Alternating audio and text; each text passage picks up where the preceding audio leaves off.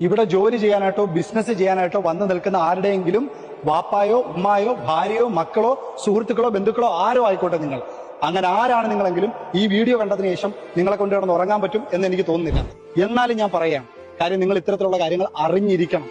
അത് വേറൊന്നിനുമല്ല, ആരുടെയെങ്കിലും ജീവിതത്തിൽ ഒരു മാറ്റം വന്നാൽ അത്രയും നല്ലതാണ്. കാര്യം UAയുടെ ലേറ്റസ്റ്റ് റിസർച്ച് പ്രകാരം ഹാർട്ട് അറ്റാക്ക് പേഷ്യൻസ് 50% 50 വയസ്സിന് താഴെയുള്ളവരാണ് ഇപ്പൊ വന്നിരിക്കുന്നത്.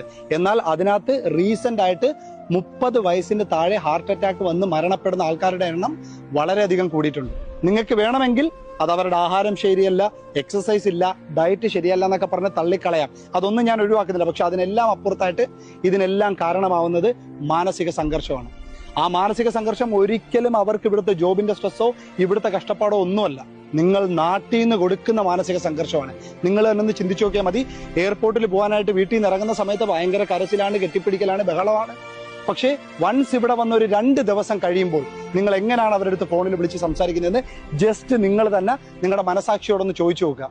എടേ, ഇവിടെ 100 പ്രശ്നങ്ങൾ ഉണ്ടെങ്കിലും അതിന്റെ 1% പോലും നിങ്ങളെ അറിയിക്കാത്തവരാണ് പ്രവാസികളെന്ന് പറയുന്നത്. സോ ഒരാൾക്ക് സ്വന്തമായിട്ട് ജീവിക്കാനാണെങ്കിൽ 100 രൂപ ഉണ്ടെങ്കിലും കേരളത്തിൽ ജീവിക്കാൻ പറ്റും. അപ്പൊ അവരിവിടെ വന്ന് നിൽക്കുന്നത് നിങ്ങളുടെ എല്ലാവരുടെയും ബെനിഫിറ്റിന് വേണ്ടി. ഈ പൈസ എല്ലാം ഉണ്ടാക്കിയതിന് ശേഷം അവരെങ്ങനെ അങ്ങോട്ട് വരണം?